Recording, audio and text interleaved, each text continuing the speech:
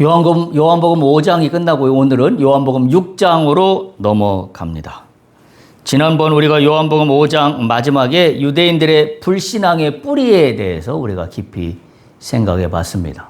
그 앞에는 예수님께서 당신이 하나님께서 보내신 자라는 사실에 대한 증거를 말씀을 하셨고, 또한 그 불신앙의 뿌리에 대해서 말씀하셨습니다. 예를 들면 의지의 문제, 또 거짓 영광의 문제, 또 성경의 심판에 대한 그와 같은 내용들이 예수님께서 또한 우리의 불신앙을 드러내신 그와 같은 말씀이었습니다.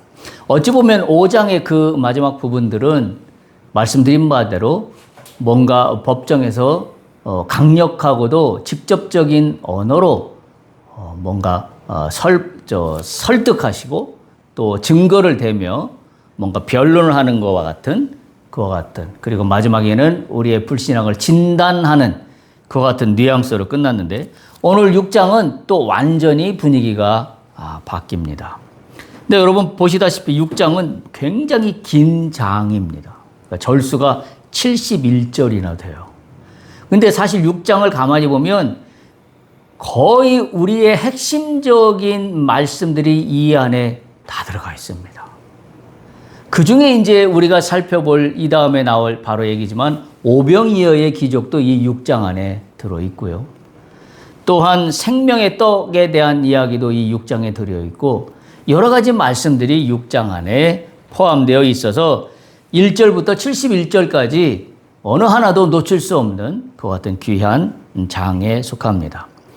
그만큼 긴 만큼 아마 저자인 요한이 우리에게 전하고자 하는 그런 메시지가 굉장히 많은 장이다, 이렇게 생각이 됩니다. 근데 오늘 이 6장 우리가 지금 본문으로 삼고 있는 6장 1절에서 4절, 사실은 이 내용은 별 내용이 없어 보이는데요. 한마디로 서막에 해당합니다. 6장 전체를 이해하는 단초를 제공하는, 다시 말하면 그냥 1절부터 4절은 그냥 쭉 읽고 넘어가기 쉬운 구절이에요.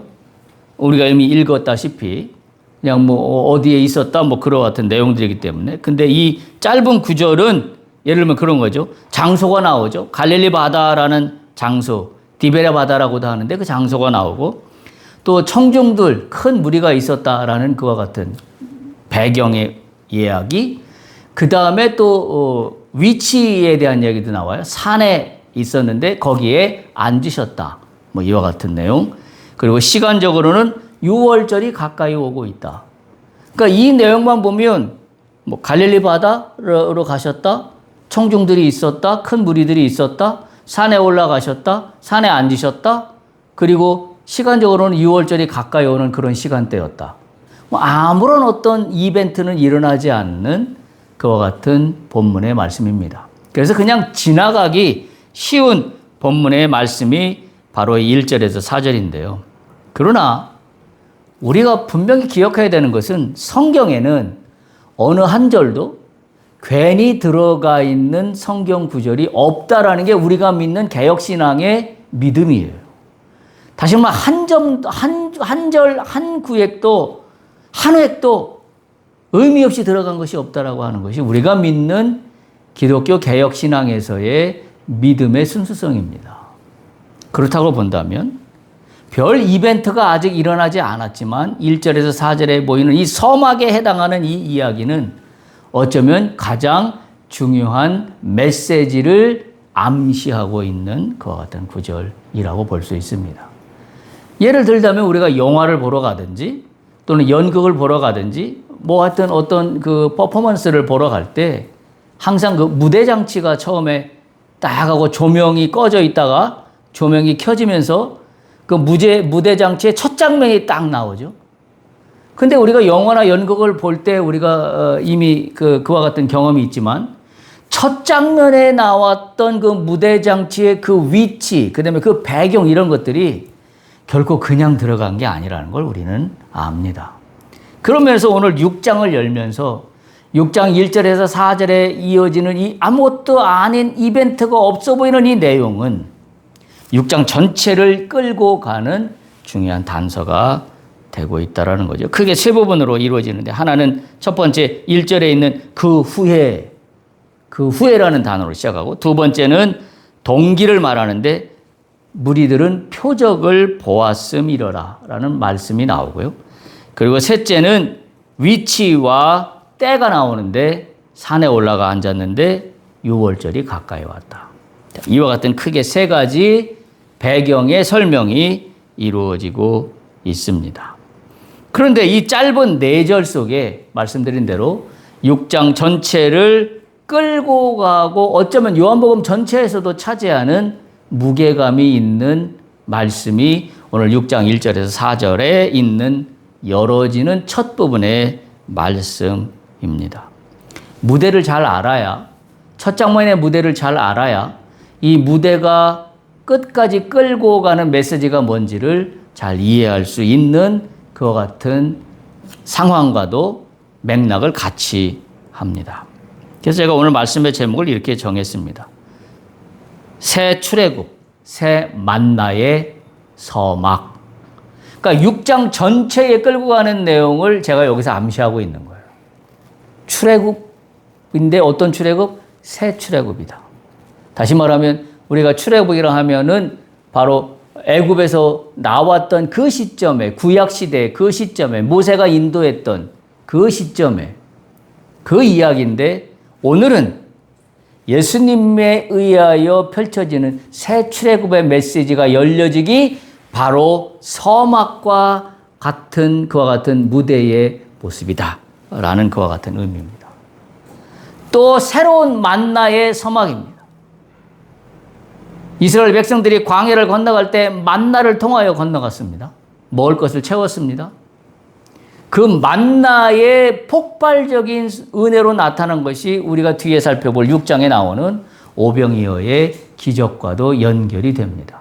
그래서 제가 앞에 새 자를 붙여서 새 출애굽, 새 만나의 서막이다. 이런 말씀의 제목으로 함께 나누고자 합니다. 첫 번째 말씀이 6장 1절에 이렇게 시작하는 첫 단어죠. 그 후에. 무대의 전환입니다. 앞에 무대는 변론과 같은 법정에서의 예수님의 어떤 증거를 제시하는 것 같은 그 같은 무대였다면 이제는 어디로 갔어요? 그 후에입니다. 무대가 완전히 바뀝니다. 마치 막이 바뀌는 것 같은 그와 같은 연상이 되는데요.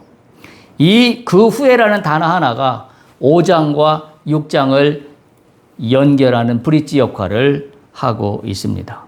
무엇의 이유이냐면 말씀드린 바대로 예수님의 법정 변론과 같은 증거를 제시하는 말씀, 그 다음에 불신앙을 진단하는 말씀, 그와 같은 말씀이 이루어진 후에 다시 말하면 그때 그와 같은 증거와 그와 같은 불신앙을 제시했는데도 불구하고 유대인이 어땠죠? 유대인들은 예수를 믿지 않았다 그랬어요. 결국 예수님 입장에서 보면 본인이 피력할 만한 모든 증거와 내용들을 다 말씀했는데도 불구하고 유대 지도자들은 예수님을 거절했습니다. 거절을 당한 예수님입니다. 예수님 입장에서 보면 거절당하신 예수님이 그대로 주저앉지 않고 어디로 무대의 장치를 이동하시냐면 갈릴리 바다로 이동하셔서 발걸음을 옮기신 바로 그와 같은 장면이 오늘 6장 1절에 처음 펼쳐지는 장면입니다.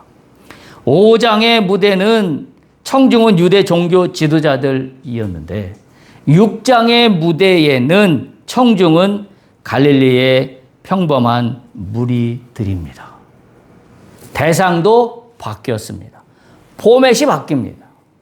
유대 지도자들에 대해서는 날카롭게 증거를 제시하고 불신앙을 심판하시듯이 말씀을 아주 정확하게 찝어서 말씀하셨는데 지금 무리들이라는 또 다른 청중들을 대상으로 6장의 예수님의 주옥과 같은 말씀이 펼쳐지는 바로 그 서막 첫 단추에 해당하는 오늘의 말씀입니다. 요한은 굳이 갈릴리 바다를 디베랴 바다라고 오늘 성경에 보면 언급하고 있습니다. 그 후에 예수께서 갈릴리 바다 곧 디베랴 바다 건너편으로 가셨다. 이렇게 표현하고 있기 때문입니다. 갈릴리 바다는 본래 긴네렛 호수 또는 게네사렛 호수라고도 불렸는데요. 로마 황제 디베리오를 기리는 마음으로 헤롯 안디바가 세운 도시가 디베랴인데 그 디베랴의 이름을 따서 후대에도 불려지게 되는데 바로 그와 같은 의미에서 갈릴리 바다를 디베랴 바다다 그렇게 붙였습니다. 이렇게 요한이 디베랴 바다라고 이름을 굳이 붙인 이유는 유대인들만 알고 있는 그와 같은 갈릴리 바다 의미보다는 그때 당시 로마 사람들이 알 수 있도록 일부러 디베랴 바다라는 표현을 써서 그들에게 친숙한 어떤 지명의 위치로 예수님과 접목시키면서 말씀을 하고자 하는 요한의 목적이 분명하게 오늘 이 6장 1절에서 비춰지고 있습니다. 예수님은 유대 지도자들에게 거절당했지만 예수님은 그 자리에서 끝내지 않으셨습니다. 다른 말로 표현하면 은혜의 발걸음을 멈추지 않으셨습니다. 다른 말로 또 표현하면 예수님께서 이 땅에 오신 목적을 우리가 다시 한번 되뇌이면 뭐예요? 예수님은 우리를 구원하시기 위해서 오셨어요. 어떠한 난관과 장애물이 있다 손 치더라도 예수님은 거기서 포기하고 그만두는 게 아니라 그분의 애시당초 하나님이 보내신 자답게 하나님이 보내신 목적을 이루기까지 그분이 베푸실 은혜를 포기하지 않는다는 거예요. 그런 의미에서 뒤에 나올 오병이어의 기적도 그런 연관선상에서 우리가 이해를 할 수가 있습니다.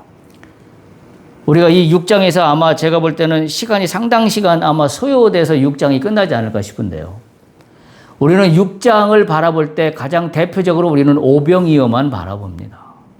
그리고 오병이어도 앞뒤 다 자르고 오병이어 딱 그 기사만. 그러니까 지금 제가 오늘 말씀드린 서막에 대한 배경의 지식은 전혀 없이 오병이어 거기만 딱 잘라서 딱 도려내서 딱 뽑아서 엄청난 축복의 메시지로만 우리는 섭취해온 경향이 굉장히 많습니다. 제가 부탁을 드리기는 이 6장 전체적으로 흘러가는 이 메시지의 전반적인 맥락을 이해하는 게 가장 중요하고요. 그리고 6장 이 전체적인 맥락 속에서 이 안에 펼쳐지는 오병이어의 사건도 우리가 인식할 수 있어야 되고 다른 사건도 인식할 수 있어야 되는 거예요. 그렇지 않으면 우리가 예수께서 기적으로 베푸시는 모든 사건들은 다 예수님의 본 목적과 상관없는 이야기로 우리는 해석해버리고 말 위험성이 있다라는 사실을 우리가 기억할 수 있어야 합니다. 따라서 이 첫 번째 우리에게 주는 이 도전은 뭐냐면 나는 지금 주님이 옮기신 새로운 무대 위에 서 있는가?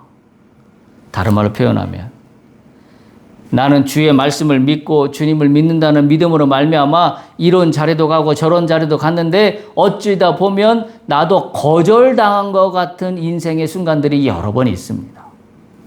예를 들면 어떤 일을 추진했는데 잘 안 됐다든지 어떤 일을 했는데 뭔가 좌절 가운데 망쳐버리는 결과로 나타났다든지 그럴 때 나는 그 좌절과 망쳐버린 것 같은 그 결과 때문에 나는 주저앉고 있는가?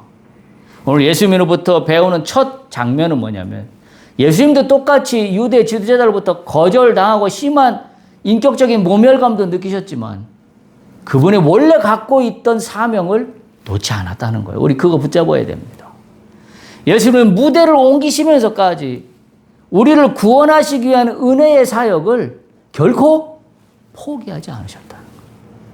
그래서 끝끝내 우리가 알다시피 예수님은 수많은 그 방해와 모멸과 시기와 질투와 죽이려고 하는 그런 어떤 협박 속에서도 끝끝내 십자가를 지시지 않습니까? 그 목적을 향하여 가는 과정 중에 우리가 잠깐 거절당하고 포기해야만 할 수밖에 없는 상황에 직면했을 때 나는 무엇을 선택하는가? 우리가 도전적으로 이 주님의 이 모습을 보면서 우리가 다시 한번 깨우쳐 나가야 합니다. 어제와 또는 오늘의 실패와 거절 위에 머물지 않기를 축복합니다. 그리고 나가야 해요. 왜? 다시 찾아오시는 주님을 나는 만날 수 있기 때문이에요. 왜? 베들레헴, 예루살렘에서는 예수님이 거절당하셔서 만날 수 없었지만 갈릴리 바다 디베랴 저편을 건너갔을 때 예수님을 다시 만나게 됩니다. 그리고 거기서 오병이어의 기적이 나타난다는 사실을 우리가 기억해야 돼요. 그래서 나에게 펼쳐진 거절과 같은 순간 또는 실패와 같은 순간 거기에 머물러 있지 말고 내가 왜 이 일을 시작했는가, 내가 어떤 사명을 가지고 주님 앞에 지금 나오게 되었는가를 붙잡아야 돼. 그리고 그 목적을 이루기까지 나는 주의 은혜를 사모하며 가야 됩니다. 왜? 주님은 장소를 옮기시면서까지, 다른 말로 표현하면 내가 하는 일의 포지션을 바꾸시면서까지 주님은 그 뜻을, 은혜를 펼쳐 나에게 행하시기 때문입니다. 참으로 놀라운 주님의 은혜가 아닐 수가 없습니다. 오늘 다시 찾아오시는 은혜의 자리로 나갈 수 있기를 축복합니다. 또한 두 번째 를 보면 두 번째 꼭지는 무리의 동기가 나오는데 이들이 왜 예수님 앞에 나왔냐면 표적을 보았기 때문이다 라고 오늘 성경은 기록하고 있습니다. 2절에 보면 이렇게 기록하고 있어요. 큰 무리가 따르니 이는 병자들에게 행하시는 표적을 보았음이로라. 큰 무리가 따랐다라는 것만 보면 굉장히 부흥의 역사가 일어난 것 같이 보입니다. 그런데 요한은 곧바로 그 이유를 밝힙니다.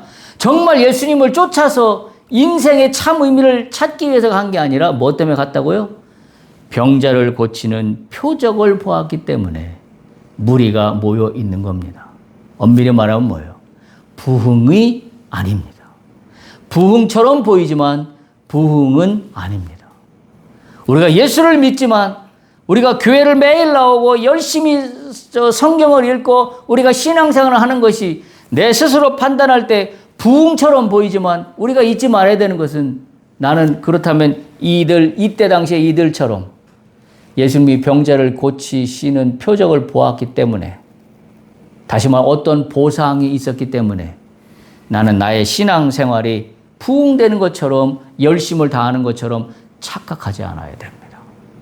오늘 이 요한은 그걸 지적하고 있습니다. 이들이 많은 무리들이 모였지만 이들이 진정으로 예수님을 쫓은 것들하기보다는 병자를 고치는 표적을 보았기 때문에 이들은 모여있다라고 요한은 고발하고 있습니다. 나의 신앙도 마찬가지입니다. 우리가 이 말씀은 여러 번 여러 군데를 통하여 제가 요한복음을 시작하면서 계속 말씀을 드렸던 부분인데 바로 요한복음 전체를 통하여 되풀이되는 패턴의 말씀이기도 합니다. 이미 우리가 살펴봤던 요한복음 2장 23절에 24절에 보면 이렇게 말씀하세요. 6월절에 예수께서 예루살렘에 계시니 많은 사람이 그의 행하시는 표적을 보고 그의 이름을 믿었으나 요한복음 2장 24절 이렇게 이어집니다. 예수는 그의 몸을 그들에게 의탁하지 아니하였다. 이미 말씀을 전한 바가 있습니다. 많은 사람들이 예수 앞에 모였지만 예수님은 그들에게 마음을 열어주지 못했다. 왜? 그들은 예수를 진정으로 쫓은 게 아니라 표적만 바라고 있었기 때문이다라고 이미 말씀드린 바가 있습니다. 이 무리의 모습은 이미 오늘 본문 뒤에 다가올 결말을 미리 예고하는 듯합니다. 다시 말하면 무리들이 이렇게 모였다는 것은 마치 또 예수님을 진정으로 따르지 않았다는 지금 이 말씀 속에는 뭔가 뒤에 또 그에 걸맞는 일들이 일어날 것 같은데 6장 15절 보세요. 이런 일이 발생합니다.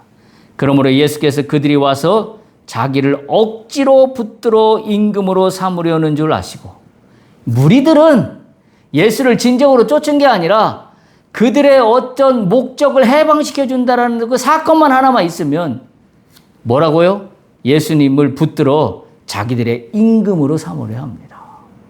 참 오늘날도 우리의 신앙과 우리의 믿음 속에 이와 같은 모습들이 너무나 많습니다. 주님이 행하신 어떤 표적과 이적 때문에 나는 주님을 왕으로 모시고자 합니다. 주님께서 당신을 왕입니다라고 고백하는 그 고백을 받으실까요? 오늘 주님은 안 받으시는 걸로 분명합니다. 왜? 이미 말씀드린 요한복음 2장 24절에서도 예수는 그의 몸을 그들에게 의탁하지 아니하셨다라고 분명히 말씀하고 있기 때문입니다. 나는 오늘 나의 예수 그리스도를 나는 왜 나의 구주, 나의 왕으로 나는 섬기려 하는가? 오늘 이 모습과 똑같다 그러면 우리는 반성하고 회개해야 합니다. 66절에 가면 그래서 이들의 본색이 드러나죠. 보세요. 6장 66절 보세요. 생명의 떡에 대한 참된 말씀이 선포됩니다. 이들이 기대했던 말씀이 아닌 거예요. 아니 오병이어가 끝났으면 뭔가 막 삶에 확 휘몰아쳐서 우리의 로마로부터 압제당했던 모든 것들이 다 해방되고 뭔가 문제가 다 풀어져서 할렐루야 할렐루야 소위 말하는 그와 같은 상황이 펼쳐져야 되는데 예수님은 진정으로 당신이 하고자 하는 생명의 떡에 대한 말씀을 하시면서 66절 이렇게 해요. 그때부터 그의 제자 중에서 많은 사람이 떠나갔다. 그러니까 어찌 보면 지금 주님은 이와 같은 과정들을 통해서 알곡과 쭉쟁이를 가려내시는 듯합니다. 보상만을 바라보고 몰려든 믿음이라는 이름의 허울을 쓰고 있는 사람들은 결국 나중에 다 떠나갑니다. 끝까지 남아있는 사람은 누구만 남아있을까요? 예수는 나의 참 구주십니다. 내 인생의 빛이십니다. 내 인생의 주인이십니다. 그리고 주님의 피의 공로로 나는 나의 죄를 해결받았습니다. 이 믿음의 고백이 있는 사람만 남아요. 이 믿음의 고백이 없이 교회에 나와서 좋은 말만 듣다가 도덕적이고 윤리적인 가치관만 형성하다가 그걸 믿음이라고 착각하고 있는 사람은 결국 떠나가 버리고 맙니다. 우리가 이 말씀 속에서 참 많은 것을 깨닫게 됩니다. 오늘 본문이 주는 두 번째 도전은 그런 거예요. 나는 지금 무엇을 바라고 주님을 따르고 있는가? 나는 무엇을 바라고 주님을 따르고 있는가? 우리가 심각하게 나에게 물어봐야 된 영적인 질문입니다. 세 번째 꼭지는 오늘 이 서론 서막의 하이라이트 부분입니다. 산에 앉으시니 유월절이 가까운지라. 3, 4절 말씀 다시 한번 읽어볼게요. 예수께서 산에 오르사 제자들과 함께 거기 앉으시니 마침 유대인의 명절인 유월절이 가까운지라. 랍비들은 통상 산에서 가르쳤습니다. 설법했지요. 그리고 가르칠 때 항상 자리에 앉아서 말씀을 강론하는 것이 관례였습니다. 또한 산은 어떤 곳이냐면 구약시대에 보면 하나님이 늘 계시가 주어지는 곳이 산이었어요. 그래서 구름으로 또는 뭔가 말씀으로 또는 바람으로 뭔가 산에서 하나님이 자주 등장하셨던 곳이기도 합니다. 바로 그곳에 오늘 예수님이 서셨다는 얘기예요. 그러니까 산에 오르셨다는 얘기는 단순히 그냥 바다 건너가 산에 올라가셨네 이게 아니라 오늘 성경의 여러 가지 배경 지식을 가지고 해석을 해보자면 예수께서 산에 올라가셨다는 얘기는 뭐예요? 하나님의 대리인으로서 하나님의 역할을 감당하고 있는 겁니다. 그래서 하나님의 역할 속에 말씀을 지금 전하고자 하고 있는 그와 같은 내용입니다. 참 계시를 준비하고 계신 모습이 이 산에 있다라는 이미지가 지금 강력하게 메시지로 전해지고 있는 겁니다.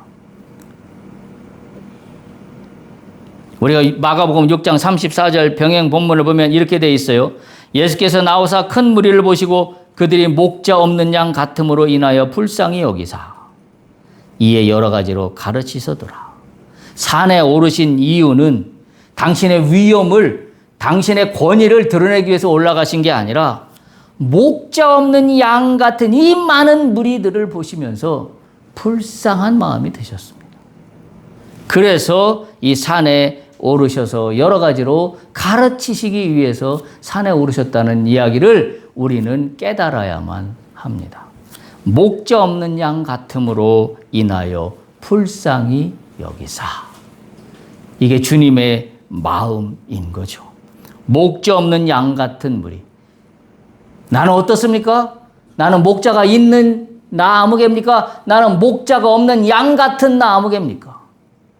그건 내가 교회를 다닌 거와는 비례하지 않는 이야기예요. 내가 교회를 다닌다 하더라도 예수가 내 안에 없는 사람은 나는 목자 없는 양과 똑같습니다. 그러나 내가 예수가 내 안에 있는 사람은 목자 있는 양입니다. 예수님은 거기에 초점이 시선이 맞추어져 있다는 사실입니다. 산에 앉으신 예수님은 다름 아니신 우리의 목자입니다. 자, 그런데 4절 보시죠. 유월절이 가까운지라. 저는 이 말씀이 굉장히 궁금했습니다. 왜 여기에 굳이 이 말씀이 들어갔을까?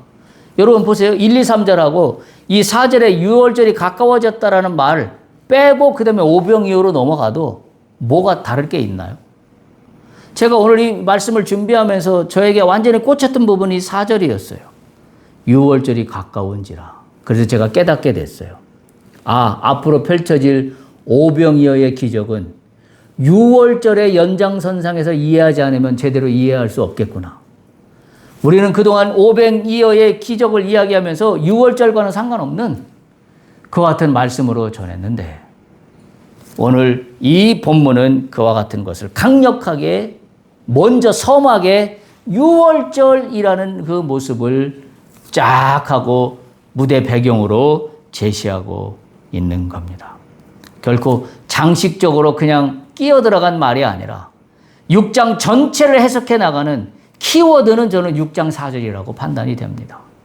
유월절이 가까웠다. 유월절이라는 키워드를 중심으로 앞으로 펼쳐질 예수님의 사역을 6장의 전체적인 내용들을 해석하지 않으면 우리는 6장의 본문의 내용을 하나님의 메시지를 정확히 전달받지 못하는 일이 발생할 수 있다는 사실을 오늘 이 본문을 통해서 저는 깨달을 수 있었습니다. 따라서 6장 4절의 유월절이라는 말은 단순한 날짜 정보가 아니라 시기의 정보가 아니라 앞으로 벌어질 일은 이 유월절의 문법으로 읽지 않으면 너희는 내 메시지를 제대로 해석할 수 없다라고도 여겨지는 부분이 바로 유월절이라는 핵심 키워드입니다.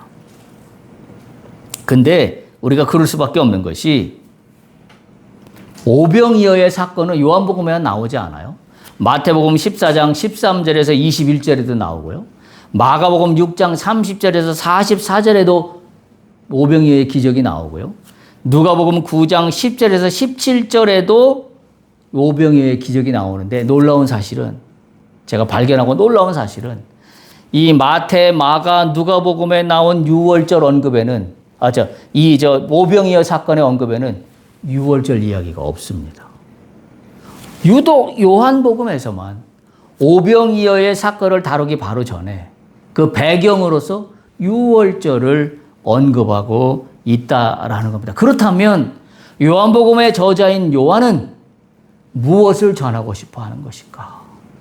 예수님에 대해서 무엇을 전하고 하는 것일까라는 걸 우리는 따라가야만 이 요한복음 6장에 언급되어 있는 기적의 이야기들을 우리는 제대로 이해할 수 있게 되는 겁니다. 그래서 이 4절은 정확히 어떤 역할을 하냐면 무대에 던져진 마지막 조명. 딱 뭔가 이렇게 꺼졌다 착 꺼지면서 새로운 이야기로 전개되는 바로 그 터닝 시점에 근데 뭔가 키워드와 이미지를 딱 떠오르게 하는 바로 그 장면인 것 같아요. 마치 깜깜한데 불이 확 켜졌다가 딱 꺼지면서 다시 켜지면서 새로운 이야기로 진행되면 그 연결성이 아마 이해가 될 거예요. 그런 장면과 같은 느낌을 저는 이 6장 4절을 통하여 받게 됩니다. 지금은 유월절이다. 이 자막을 배경에 딱 깔아놓고 이제 오병이어의 기적의 이야기가 펼쳐져야 되는 그와 같은 효과적 장치다라는 생각이 저는 이 내용을 보면서 많이 들었습니다. 유월절의 창은 세 가지로 이해할 수 있는데 첫 번째는 광야의 만나입니다. 이스라엘 백성들이 광야에서 만나로 먹임 받은 것은 오병이어 뒤에 나올 사건의 원형적인 모습입니다. 그러니까 만나를 먹인 건 뭐 때문에 먹었어요? 출애굽하면서 이스라엘 백성들을 구원하는 과정 속에서 그들을 살리기 위해서 먹이신 게 만나예요. 그렇다면 우리가 뒤에 나올 오병이어도 그와 같은 프리즘에서 유월절이라는 그 단어가 있었기 때문에 출애굽이 유월절이기 때문에 바로 그와 같은 맥락에서 만나와 연결돼서 오병이어를 이해할 필요가 있고요. 두 번째는 유월절 어린 양입니다. 유월절 어린 양은 말씀드린 대로 피로 죽음을 넘어간 그 사건이 바로 유월절 어린 양 사건이잖아요. 유월절 사건이잖아요. 바로 요한은 이미 예수님을 하나님의 어린 양으로 소개한 바가 있습니다. 우리가 이미 지나온 요한복음 1장 29절에 보면 보라 세상 죄를 지고 가는 하나님의 어린 양이로다 라는 말씀이 등장해요. 그러니까 요한은 이미 예수님을 기적을 베푸는 너희들의 문제를 해결해 주는 그 자로서만의 역할이 아니라 근본적으로는 뭐다? 유월절 어린 양이다. 이걸 요한은 강조하면서 요한복음을 지금 이끌어가고 있기 때문입니다. 그러면서 6장 후반절 6장 54절에 보면 이렇게 나와요. 내 살을 먹고 내 피를 마시는 자는 영생을 가졌다는 말이 나와요. 예수님이 말씀해요. 내 살을 먹고 내 피를 마신다는 파격적인 언어가 이 6장 마지막 부분에 나오기 시작합니다. 결국 예수님은 당신이 누구인가, 뭐 때문에 오셨는가, 뭐 때문에 내가 기적을 베풀었는가에 대한 본질의 모습을 강력하게 증거하고 있는 거고 그걸 드러내고 싶어 하는 것이 요한의 의도다. 그렇게 읽을 수밖에 없습니다. 또한 강력한 증거 중에 하나는 십자가의 때입니다. 오늘 우리가 읽은 본문의 말씀인데요. 고린도전서 5장 7절에 보면 너희는 누룩 없는 자인데 새 덩어리가 되기 위하여 묵은 누룩을 내버리라. 새 덩어리가 되기 위하여 묵은 누룩을 내버리라는 것은 뭔 얘기예요? 새 덩어리가 된다는 것은 유월절 어린 양 그 보혈의 피로 말미암아 새 피조물이 된다는 얘기예요. 바로 새 피조물이 되기 위해서는 뭘 해라? 묵은 누룩을 버려라. 너희의 옛사람을 버려라. 너희의 옛 가치관을 버려라.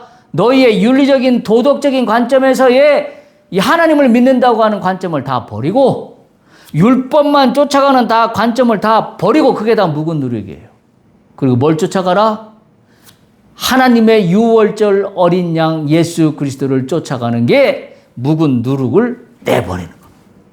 그래서 고린도전서 5장 7절 우리가 읽은 본문에 새 덩어리가 되기 위하여 묵은 누룩을 내버리라. 그러면서 이렇게 고린도전서 5장 7절이 끝나요. 우리의 유월절 양 곧 그리스도께서 희생되셨느니라. 우리가 이 관점이 앞으로 6장을 풀어갈 핵심 키워드입니다. 그리고 이 프리즘으로 6장을 바라봐야 되고 이 프리즘으로 오병이어의 기적을 바라봐야 되고 이 프리즘으로 생명의 떡의 사건들을 다 바라봐야 되는 그와 같은 필요가 여기에 있다는 사실입니다. 그런데 어땠어요?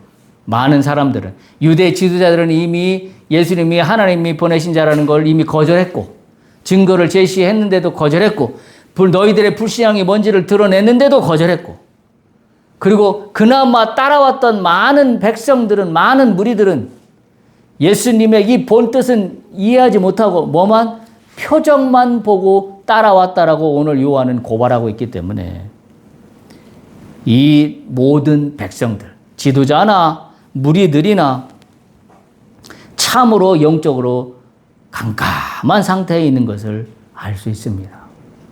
참으로 그런 상황이라면 우리 인간 같으면 모두가 다 내 뜻을 알아주지 못하는데 여기서 그만둬야지 라고 할 만도 한데 예수님은 당신의 목적을 이루기까지 포기하지 않을 거 계십니다. 참으로 놀라운 일이 아닐 수가 없습니다.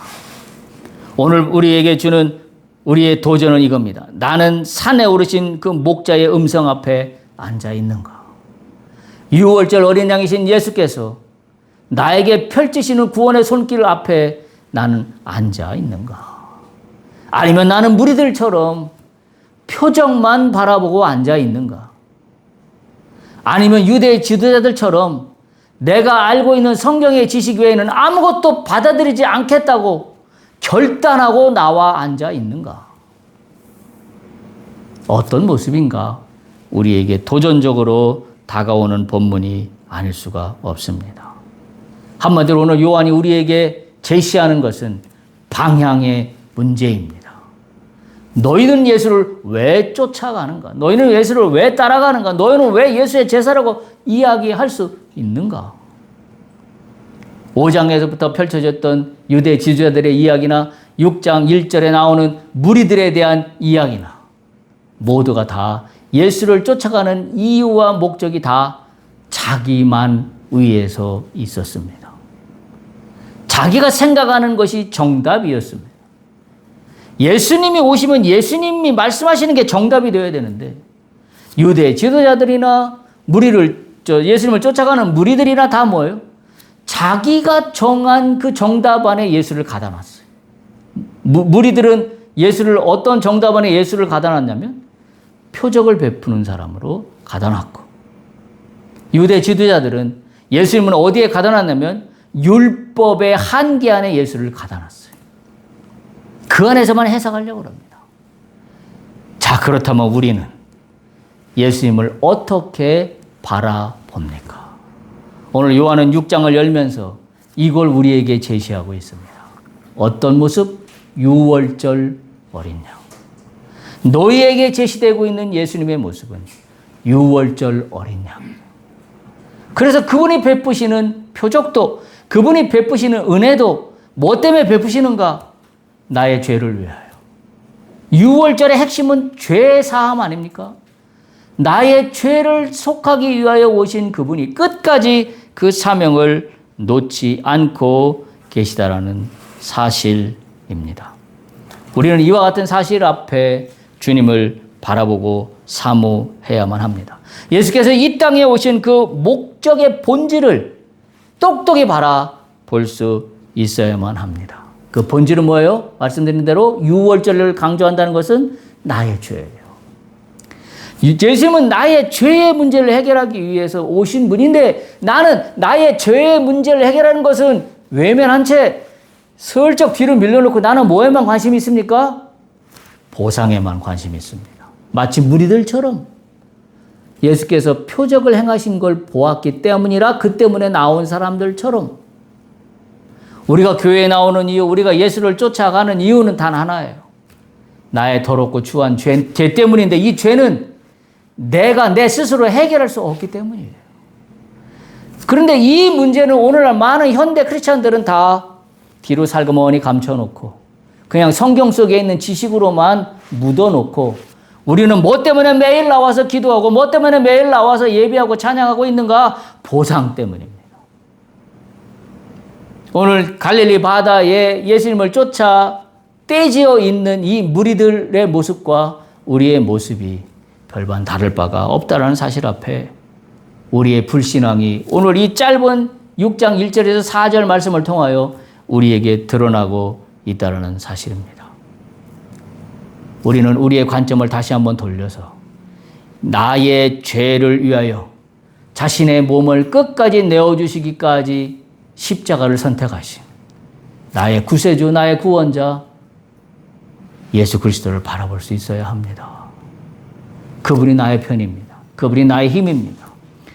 그분은 어떤 선물만을 주시려고 하시는 작은 역할의 한 분이 아니라는 사실이에요.